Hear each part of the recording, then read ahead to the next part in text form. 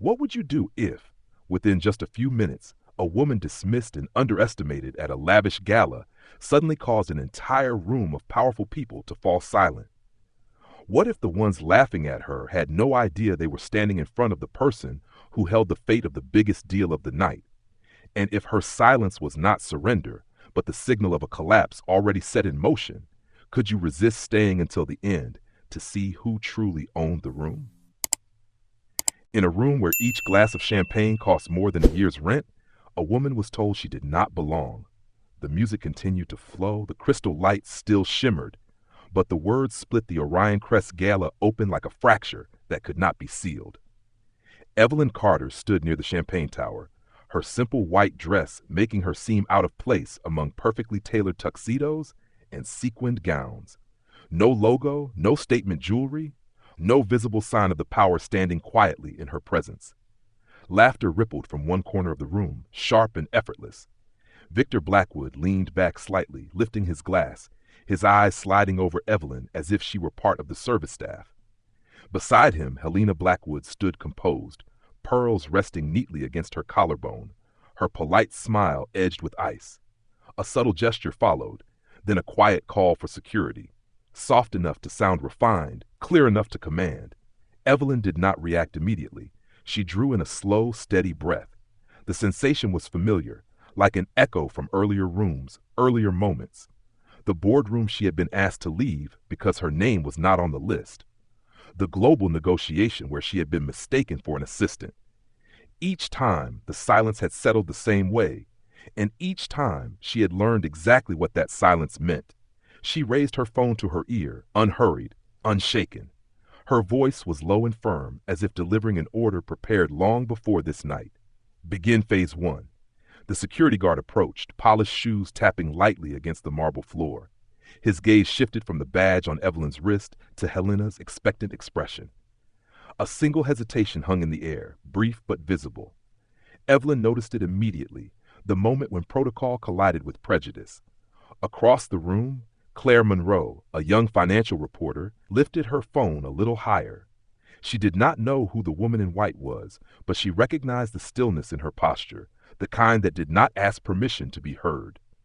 Victor laughed again, shorter this time, the sound breaking unevenly. If you move fast, we might tip. The words slid through the room like a thin blade. A few guests turned their heads. Several phones began recording, small red dots blinking like steady heartbeats. Evelyn lowered her phone just enough for her voice to touch the air. No need to wait for the signing. Then she lifted it back to her ear. On the other end, Naomi Wells did not ask for clarification. She was accustomed to concise instructions and decisions that allowed no room for doubt. Helena stepped closer, heels clicking with measured precision. This event is for investors, she said. You are disrupting service. Her gloved hand reached out and tore the badge from Evelyn's wrist. The sound of paper ripping cut through the nearby conversations, sudden and final. A heavy silence followed. Evelyn did not look down at the torn badge. She looked directly at Helena. Under the cold lights, her eyes held no anger, only focus, as if she were counting down something only she could see. Claire took another step forward. Earlier that afternoon, she had noticed a name on the guest list that had made her pause and take a note. Evelyn Carter. The coincidence now felt far too precise. The guard stopped, lowering his voice. Ma'am, I need to verify. Evelyn nodded calmly toward the shredded badge in Helena's hand. It has already been revoked, she said. A whisper moved through the crowd. North Star. Someone said it quietly. Another guest frowned. That cannot be right. Evelyn closed her eyes for a single measured breath. When she opened them, she spoke into the phone, slow and deliberate. Redirect the capital to Apex. Execute immediately. The music continued, but no one was listening. Glasses touched and then froze midair. A new feeling settled into the room. Not curiosity, not sympathy, but anticipation. Evelyn stepped forward, not to retreat, not to plead, simply to stand where she belonged. And in that moment, beneath the shifting lights and changing expressions, no one yet understood that very soon this room would no longer belong to the people who were laughing. No one realized when the true climax began, because it did not arrive with shouting or collapse, but with a silence spreading through the room like a dark spill. Evelyn Carter remained where she was, Standing at the center of the space the shifting gazes had carved out. The laughter was gone. The half-veiled jokes had vanished. What remained were cautious eyes, hands tightening around phones, and a creeping unease sliding from table to table like a cold current. Helena Blackwood clutched the torn badge in her hand, yet her smile had stiffened, as if her face had not caught up with the fact that power was no longer responding on command. Victor Blackwood broke the silence first. He stepped forward, close enough for his voice to carry the scent of expensive wine. "This is a setup, isn't it? Some cheap attempt to draw attention." He said it, but even he could hear the doubt creeping into his own tone. Around them, several guests were already glancing down at their screens. One frowned. Another breathed a little faster. At the far end of the room, a seasoned investor murmured to his companion that capital had just been frozen. Not a rumor, not a technical error, a real order, and one that no one at Blackwood Holdings had the authority to issue. Claire Monroe felt her pulse quicken. She had covered crises before, chaotic press conferences, financial collapses engineered behind closed doors. This was different. This was a collapse unfolding beneath crystal lights in front of hundreds of witnesses with nowhere to hide. She slowed her camera movement, more deliberate now, capturing every subtle shift. Evelyn's steady gaze, Victor's tightening jaw, Helena's hand trembling before going still, as if she too sensed she had crossed an invisible line. The security guard stood caught between sides. He was trained to handle disturbances, intoxicated guests, situations with clear rules. The woman before him fit none of those categories. She was not shouting, not resisting, not pleading. She simply stood there, composed, as if everything were proceeding exactly as she had anticipated. Evelyn lowered her phone. For the first time since it began, she surveyed the room. Her gaze did not seek sympathy. It moved like an audit, registering reactions, choices, faces that would soon be forced to decide where they stood. Several people felt exposed under that look. Some turned away. Others straightened, suddenly eager to be seen. Helena spoke again, her voice higher now, edged with urgency. "You are deliberately disrupting a private event." The words fell flat. No one nodded. No one echoed her outrage. Power only exists as long as people believe in it, and belief was draining away by the second. Evelyn tilted her head slightly. "You call this private," she said evenly, "but you tore my credentials in front of everyone. You summoned security. You made it public." Her voice was calm, but every word landed cleanly. A few sharp breaths cut through the crowd. The realization spread. The rules had changed, and Blackwood was no longer writing them. Victor scanned the room, searching for a familiar glance, an ally, any sign that control remained within reach. He found only averted eyes and glowing screens. Another notification appeared, then another. Short, cold confirmations of what he still refused to accept. Evelyn raised her phone again. "Phase 2 is complete. Proceed to Phase 3. She spoke as if checking off a task. A single thought surfaced across the room, clear and unavoidable. This woman was not reacting. She was directing. And as that understanding took hold, the room began to tilt toward her, slowly but irreversibly, like a wave that had already passed the point of return. The silence was no longer empty. It had become pressure. It pressed down on those accustomed to giving orders and exposed a truth they had never been forced to face, that their power existed only through the obedience of others. Victor Blackwood felt it first. He tightened his grip on the glass in his hand until his fingers blanched. In his mind, the private meetings, the signatures, the handshakes that once made him feel untouchable suddenly felt fragile. He looked to Helena for a familiar signal, a command that might pull everything back into place. But Helena was losing her balance too. The strand of pearls at her throat trembled as she drew in a breath too deep, as if her own body were betraying the confidence she had spent years cultivating. Helena turned to the security guard, lowering her voice, trying to recover control. "Do your job." The words no longer carried their former weight. The guard did not move. He looked at Evelyn, then at the quiet crowd recording every second, and for the first time in his career, he understood that one wrong step could define his entire future. Along the edges of the room, investors began forming small clusters. The whispers were no longer hidden. North Star, Apex, Capital, withdrawal. The words traveled faster than any accusation. A middle-aged man who had raised a toast to Blackwood only minutes earlier quietly set his glass down and took half a step back. Another opened a trading app, his brow tightening as the chart refreshed. Claire Monroe realized she was standing inside a moment no journalism school ever taught how to handle. She was both witness and recorder to a transfer of power happening in real time.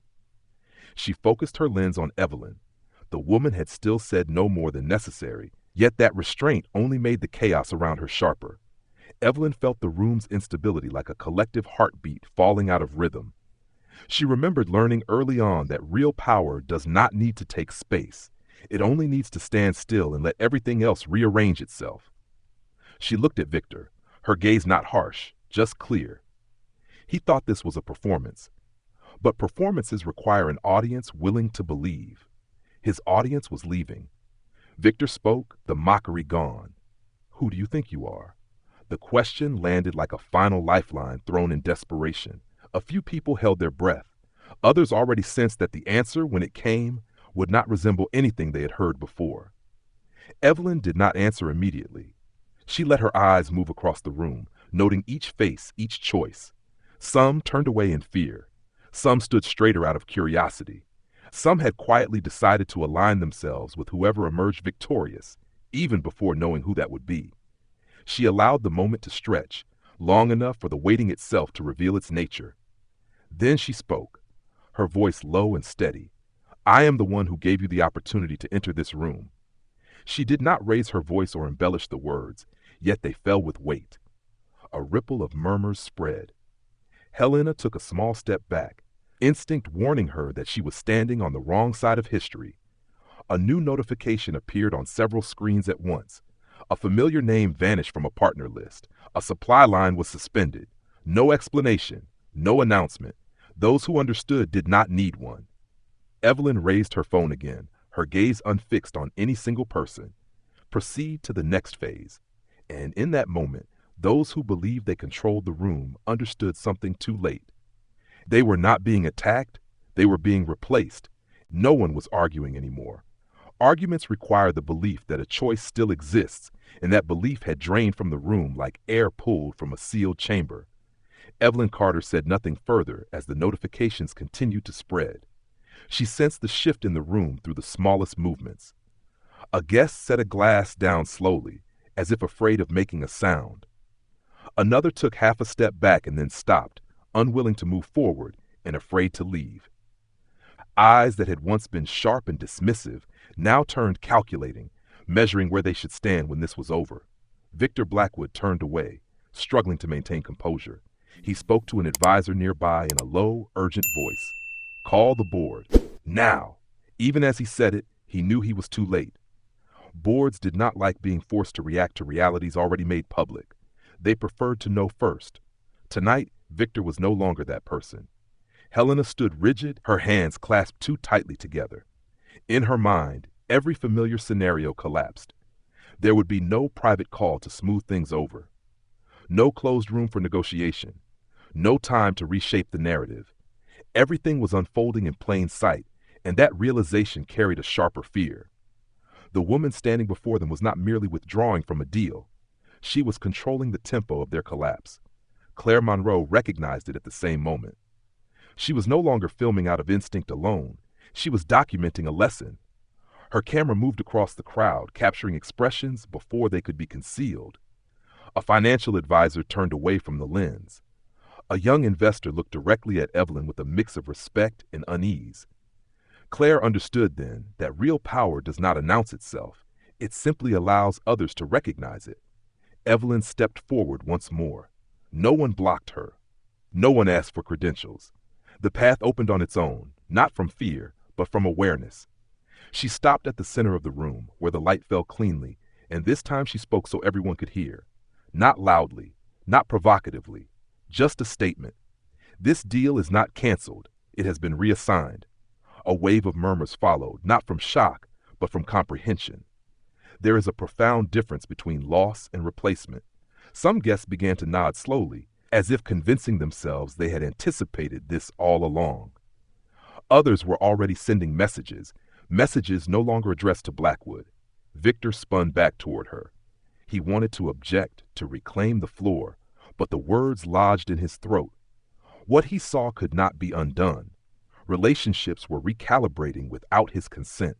People who had stood behind him moments earlier were quietly moving to the other side of the room. Evelyn looked at Victor one last time that evening. There was no hostility in her gaze, only confirmation. She had seen enough, heard enough.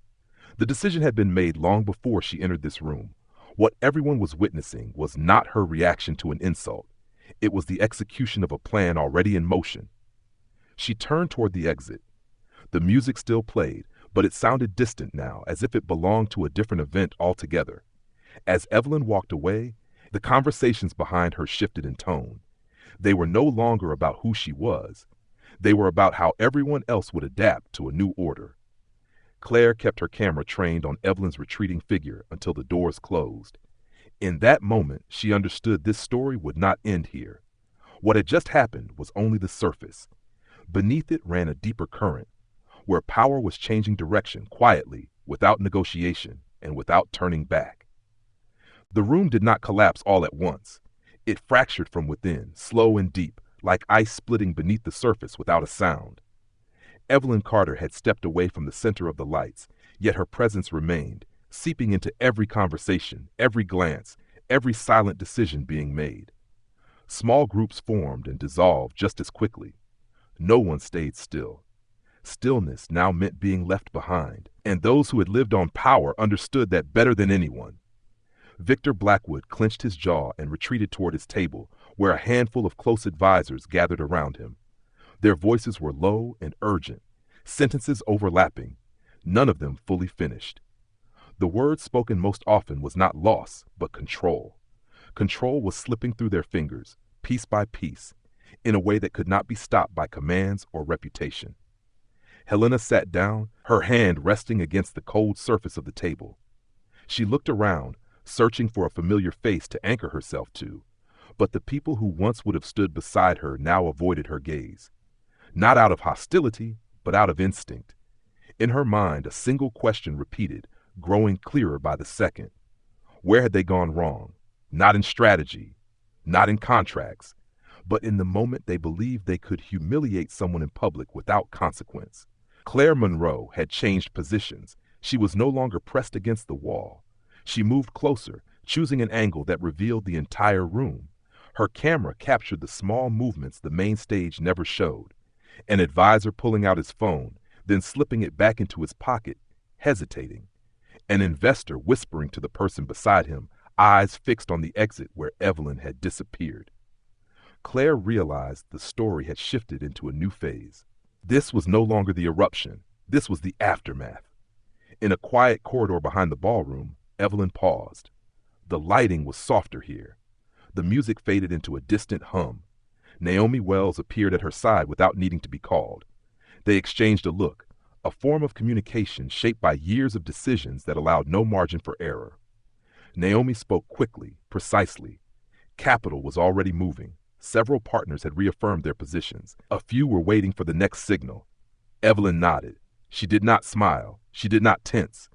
Her expression held the pure focus of someone moving in the right direction. She understood this was the most dangerous moment.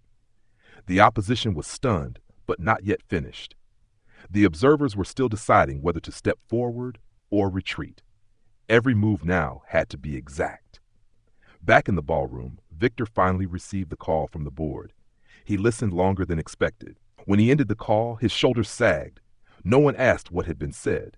They did not need to. The way he stared down at the table told them everything. What had been taken was not just a deal. It was position. And position, once lost in front of witnesses, was rarely restored. Helena stood and adjusted her strand of pearls, the gesture automatic. She took a few steps, then stopped. A thought struck her, late but unmistakable. The woman they had dismissed had never needed their recognition. Instead, they had needed her presence all along, without ever realizing it. The realization tightened her chest. Evelyn turned her head toward the door leading back into the ballroom, not to return, but to confirm she did not need to. She spoke one final sentence to Naomi, quiet enough that no one else could hear. Prepare the next phase. When they believe they understand what just happened, that is when they will be ready for what comes next. The door closed behind her. Inside the ballroom, the conversations continued, but their tone had changed permanently. No one was discussing an insult anymore. They were discussing a force they had missed the chance to recognize sooner. The truth did not arrive like an explosion. It surfaced slowly but inevitably, like rising water in a room with no exit. Inside the ballroom, conversations had dropped into cautious whispers. The Blackwood name was no longer spoken with certainty. It appeared in unfinished questions, in sidelong glances, in messages typed out and deleted seconds later.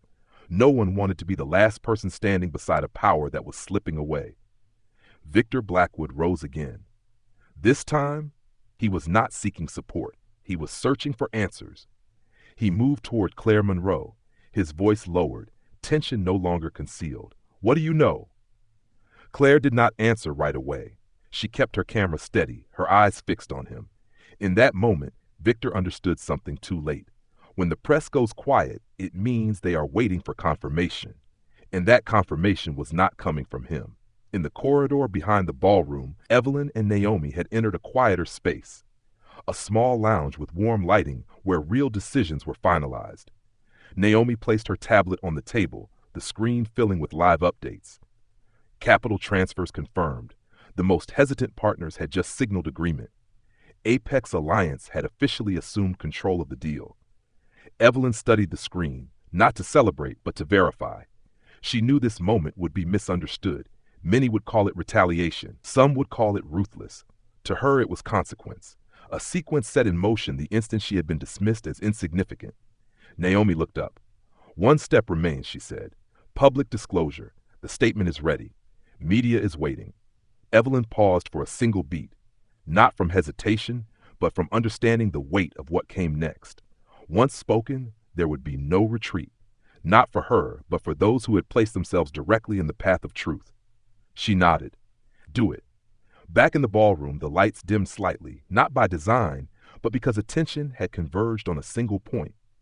The large screen behind the stage came to life. No music cue, no introduction, just a name appearing, unmistakable and impossible to ignore. Evelyn Carter, founder and chief executive officer of North Star Capital Group. A wave of sound broke loose. This time there were no whispers. Sharp breaths cut through the air. A glass slipped from someone's hand and shattered.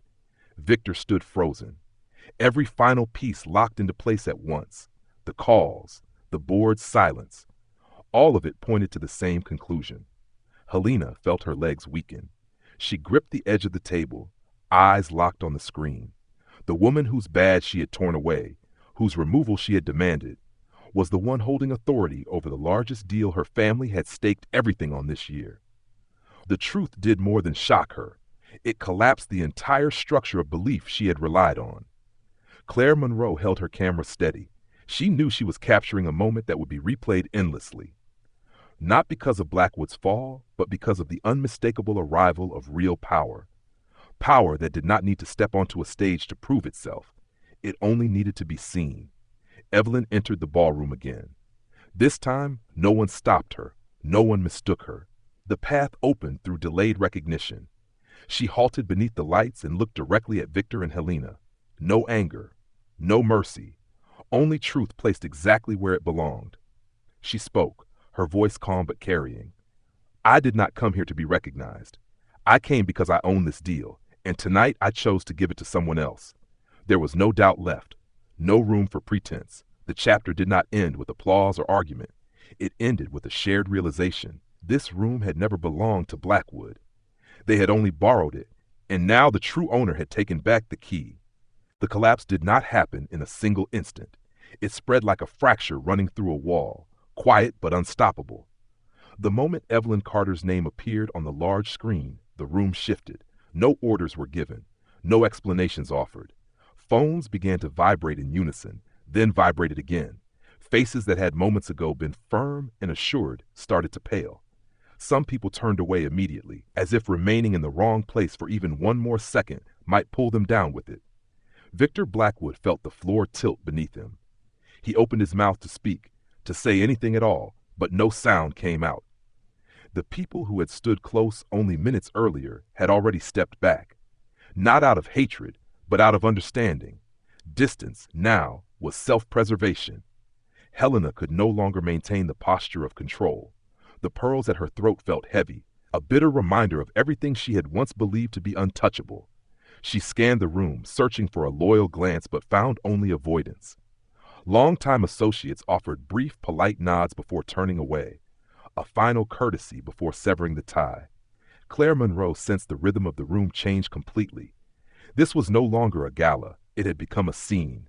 She moved her camera with precision, missing nothing, a legal advisor whispering too loudly, a young investor leaving the table without hiding his urgency, another guest sending a message, lifting their eyes only long enough to meet Evelyn's gaze before looking down again. Evelyn remained still amid the disorder. She did not advance. She did not retreat. Her authority no longer required movement. Everything was unfolding exactly as she had anticipated. Relationships were realigning. Alliances were recalibrating. No announcements were needed. No persuasion required.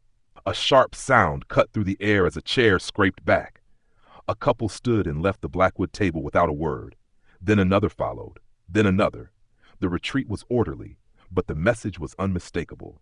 No one wanted to be recorded as still standing there. Victor finally met Evelyn's eyes. There was no challenge left in his expression, only delayed recognition. He had ruled rooms with reputation and pressure for years, but those currencies meant nothing when confronted by someone who held real authority. He understood that now, when there was nothing left to trade.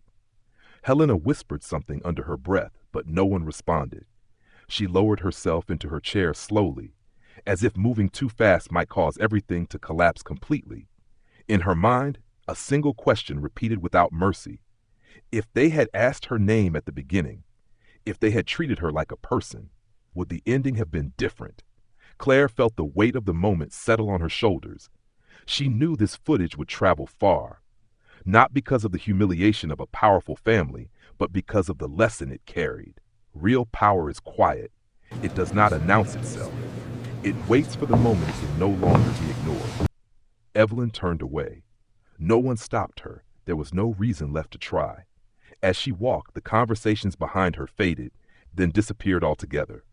The focus had followed her out of the room, leaving Blackwood behind in a space that suddenly felt too large, too empty. The doors closed. And in that moment, those who remained understood this was not just the end of a party. It was the end of an era, marked not by thunder. You are nothing more than a glorified accessory tonight. There were no crystal chandeliers, no background music, only glass, steel, and a silence deliberately arranged to leave nothing concealed. The North Star Capitol boardroom opened onto floor-to-ceiling windows overlooking the city. Outside, traffic flowed steadily, indifferent to the upheaval that had just taken place. Inside, Evelyn Carter sat at the head of the table, her hands resting lightly on the wood, her expression calm, as if the gala earlier that evening had already been processed as a completed data point. Naomi Wells stood beside her, the large screen ahead displaying a continuous stream of updates. No introductions were needed, no ceremony required. Everyone present understood why they were there. No one asked about what had happened. No one mentioned Blackwood. This room existed to decide what came next. Naomi began, her tone precise and economical. Supply chains had been reassigned. Key partners had reaffirmed their commitments. Pending contracts were being redirected to Apex Alliance. Market response remained stable. Media outlets were awaiting an official message. Evelyn listened without taking notes. She did not need to. Every scenario had already been mapped out before she ever entered the ballroom. What mattered now was tempo. Power was not only about making the right move, but making it at the moment it could no longer be reversed. A board member spoke carefully. They will counter. Legal action, media pressure, lobbying. Evelyn nodded once. She did not dispute it. She did not worry. Retaliation was the instinctive response of those who had just lost position, and instinct, when anticipated, became leverage. She leaned forward slightly, her voice low and even. We do not respond with statements. We respond with standards. Every partner in our ecosystem will receive the same message. We do not work with organizations that demean human dignity in public spaces. No exceptions.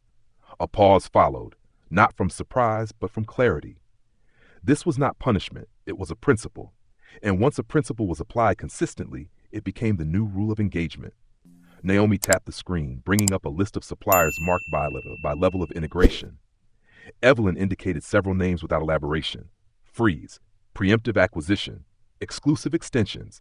Each directive landed like a precise cut, nothing excessive, nothing wasted. Someone asked about internal response. Employees, minority investors. Evelyn looked up. We do not need to retell the story. They have already seen enough. We only need to ensure that what we do next aligns with what we just demonstrated. She paused, her gaze moving across the room. There was no excitement, no triumph, only the focused restraint of people who understood that real power begins after the crowd has gone. Naomi received a new alert, skimmed it, then looked up. An investor coalition is considering withdrawing capital from Blackwood and reallocating it to projects connected to us. Evelyn did not smile. She simply nodded. That was not a reward, it was consequence. The meeting ended efficiently. No one lingered. When the glass doors closed, Evelyn stood alone and walked toward the windows. The city reflected back at her like a chessboard that had just been reset.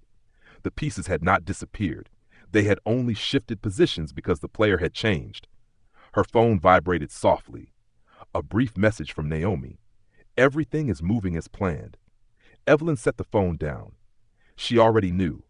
The most important thing had been established.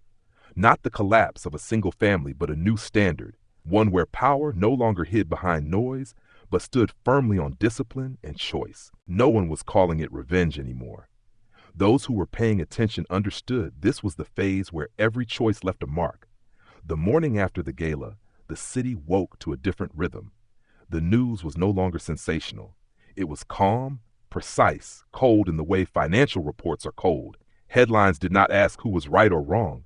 They simply recorded movement. Blackwood was removed from core partnership networks. Apex appeared at the center. North Star issued no comment. That silence alone became a statement. Victor Blackwood sat alone in the office that had once witnessed decisions, forcing others to wait in hallways. Now the hallway was empty. His phone lay face down on the desk. He did not need to turn it over to know who was calling.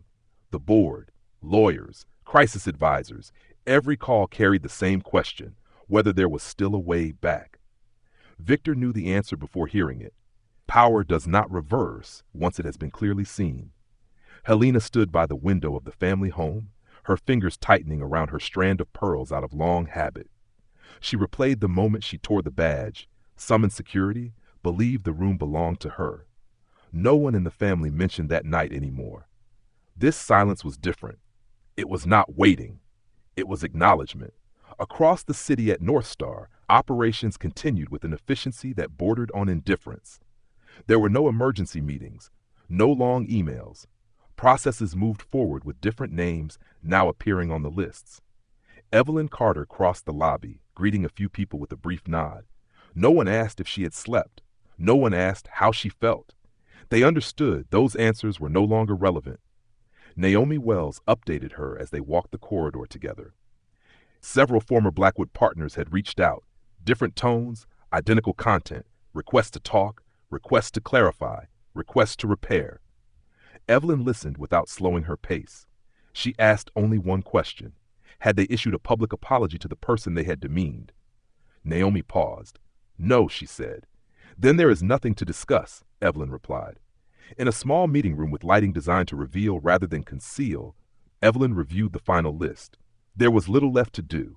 The hardest part had already occurred in the place no one thought mattered. How someone treats another person when they believe there will be no consequences. Everything that followed was simply outcome.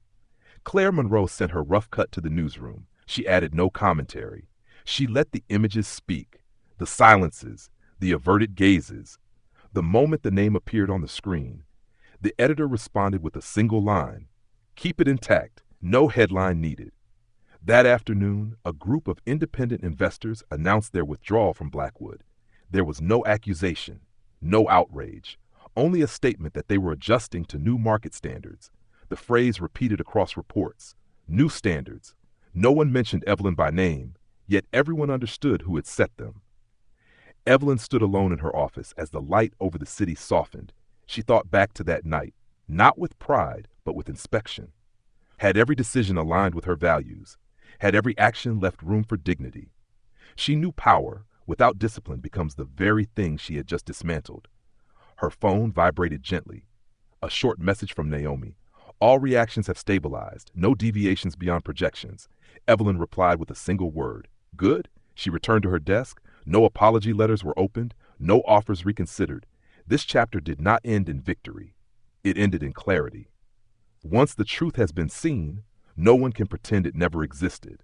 There was no applause for the final chapter, only a quiet deep enough for everything that remained to settle into its proper place. That evening, the city lit up as it always did. Towers reflected one another's glow, orderly and indifferent. In the high-rise office, Evelyn Carter stood alone before the wide glass windows. There were no urgent calls now, no overlapping alerts. Everything had stabilized in the way only those accustomed to dealing with consequences could recognize. This silence was not emptiness, it was outcome. On her desk lay an unopened envelope, heavy paper, a familiar seal. Naomi had placed it there earlier with a brief comment. They marked it urgent. Evelyn did not need to guess what was inside. Carefully measured apologies, offers rewritten multiple times to sound just humble enough, perhaps a promise to do better if given another chance.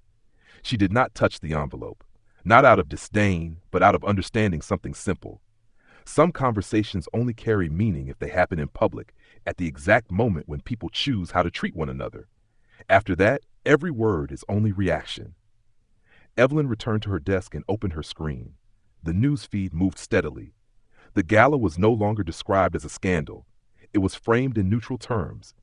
Restructuring, strategic realignment, new standards. The shift in language was always the clearest sign that power had changed hands. She thought about the faces that had looked at her that night, some proud, some uncertain, some merely curious. She remembered the silence just before the truth appeared, when the room still believed it controlled the narrative. That was the true turning point. Not because she said something extraordinary, but because they had already said enough to reveal themselves. Her phone vibrated softly. Naomi confirmed that all final notices had been sent. Partners had acknowledged. No unexpected reactions. Evelyn replied briefly, "Good." Then she set the phone down. She walked to the paper shredder in the corner, picked up the envelope, and studied the seal for one last second. No hesitation. The paper slid into the slot, the machine humming evenly as the words inside became anonymous strips. There was no release of anger, no rush of victory, only a decision brought to completion. Outside, the city continued to move. Those who were not there that night would never fully understand what had happened. But those who were present understood perfectly. They had witnessed how real power enters a room without asking permission and leaves only after everything has been put back in order. Evelyn stood still for a long moment, watching the lights reflected in the glass. She did not think about what she had taken away. She thought about what had been restored: dignity, responsibility, consequence. Once those are seen, they are not easily ignored again. She turned off the lights, picked up her coat, and left the office. No one walked her out. None was needed. Some paths require only that you know where you are going. If you have followed this story to the end, leave a comment about the moment that made you think the most. Do not forget to like and subscribe to continue with stories where real power is never loud, but always leaves an unmistakable mark. If this story stayed with you, it is because moments like these are never just about power or money. They are about dignity, choice, and the quiet decisions that shape everything that follows. Stories like this remind us that real authority does not shout, it does not beg for recognition, and it never arrives by accident. It reveals itself only when the moment demands truth. If a single scene made you pause, question something, or see the world a little differently, let us know in the comments. We read them all, and your perspective helps shape the stories we tell next. If you felt the tension, the silence, and the shift of power as much as we did, take a second to hit the like button. It helps this story reach others who might need to hear it. And if you enjoy stories where underestimated lives unfold into unforgettable journeys, make sure to subscribe to Untold Journey Stories. New episodes are on the way, each one exploring moments that begin quietly but end with meaning. Thank you for staying until the end. And remember, sometimes the most powerful stories are the ones that almost go unnoticed until it is too late to ignore them.